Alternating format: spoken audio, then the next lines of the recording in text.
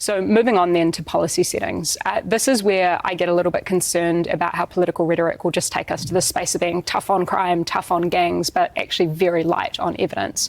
So we have a lot of evidence in this country, including from the Prime Minister's Chief Science Advisor and from the inquiry, the Royal Commission of Inquiry into Abuse in State Care, which tell us where gangs come from. And they tell us, again, that if we want to reduce people getting involved in gang lifestyles, then we need to reduce poverty, we need to reduce inequality, we need to give young people pathways to get involved in society and fix the social contract. Brooke, I'll come to you. I mean, surely we... You know, if you're a lecturer at university or something, you'd probably go, I have no notes. I have no notes for that answer. Perfect. Great. Spot on. Cited research. Explained it as well. This is the thing as well. The government, and we're not really going to get to it tonight, but there was a story on One News tonight about the targets the government's setting out.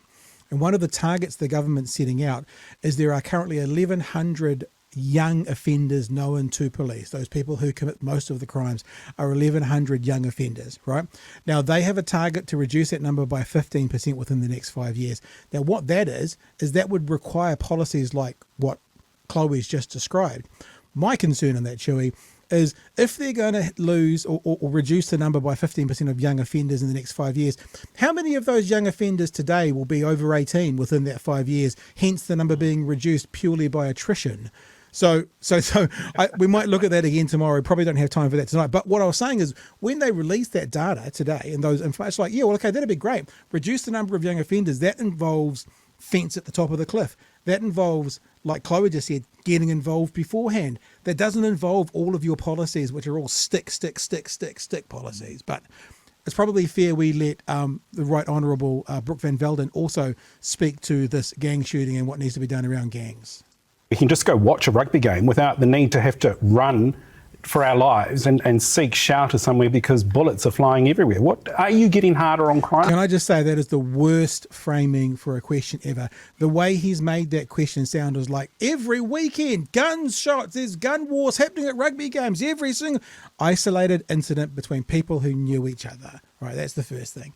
But then again, also listen here, Brooke uses that famous phrase, they don't feel safe. Okay, so there was probably 5,000 rugby games happening in New Zealand over the weekend, and this horrific event happened at one of them. The other 4,999, you know what, Brooke, they felt safe. But this is what people do, the right does it in particular, they start to fearmonger, they start to use phrases like no one feels safe, and then their people pick it up, and then it echoes within the media, and then the journalists start talking about feeling safe to the other side, and it's all nonsense. Is there more that your government needs to do? I completely agree. I mean, it's scary. You know, rugby games are places for families where people should be able to take their kids and enjoy a spot of sport. 1950s. I mean, everybody has been to a rugby game in New Zealand and walked away feeling either happy or sad for the team that's won or lost, but you don't expect to run away in fear that you're going to be shot at. That's unacceptable, and we should have no place for it. But I think this is also just the most recent example of crime that is affecting our community. I always talk to people under your who government say that they don't feel safe. They don't feel safe on the streets. They're not feeling safe when they're going around shopping mall areas. They don't feel safe now at rugby games. What I think we need to be clear on, though, is we don't have all of the facts. They don't. So no one feels safe at rugby games. They don't feel safe. After this one isolated incident that happened at one rugby game in the year 2024. Now that's turned into they don't feel safe at rugby games. Of this particular case and who particularly was involved. Yes, this government is going to be cracking down on crime. We have many policies to do this. Things like banning the gang insignia to make sure that people aren't intimidated in public, getting harder on illegal firearms and making sure that we're cracking down on illegal firearms being in the community because there is a place for people who use them safely. That is not at a rugby game, and we do need to do more work. Oh, that's what it is, Chewy. They weren't aware. They weren't aware no firearms at the rugby because it didn't have a sign on the door. Now, this is finished, but I do, because obviously TV runs out of time, I do want to just play the end, which gives you Chloe's response to this as they're wrapping. There, and I know Nicole McKee is the Associate Minister for Justice, has many policies in this area. All right, Brooke, Chloe, thank you so much for your time. That's all we've got. So much more that could be said. Thank you So very much. much more. So much more. Brooke, thank you. So, yes, obviously they could have gone a long way. Go for it. I recognise that look from Chloe, as Chloe is a fellow neurodivergent, similar to me, is that thing of there's something so outrageous that's just been said and it's not your turn, so you need to sit there and take it. It's just outrageous. This is what a right-wing government wants. It's worked overseas. It fucking works here. Is just build that fear.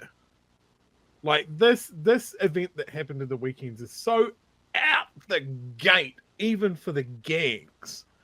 Like it's just so out in the open. These guys are going to get caught by the end of the week. The police are already following strong lines of inquiry. But hang on, Chewy. The weapon that they used is already illegal. No, you know, but it's Chewy, like, now people aren't safe. Now people feel they're not safe to go to rugby. Chewy, did you not hear? We just got told by a Minister of the Crown. Now people this weekend aren't going to attend any rugby games anywhere in the country because now people don't feel safe to attend the rugby, Chewy. it's that extrapolation, right? Like even up in Auckland, and I don't want to belittle the things that happened up in Auckland and that with ram raiding and all of that sort of stuff. They always draw it out of like people in the community everywhere in New Zealand. Ordinary New Zealanders are scared. I'm not scared because I'm at the other end of the fucking country and we have different issues here. But it's that classic right wing, you know, we talk about the vibes that they're trying to build. And in this case, the vibe is society is broken and you should be scared. You should be scared, and we're the only people that can fix it. It's so classic. It's been repeated around the world. We're the only ones with the solution. It's stuff that we've done before and it's never worked. But this time, oh, I promise,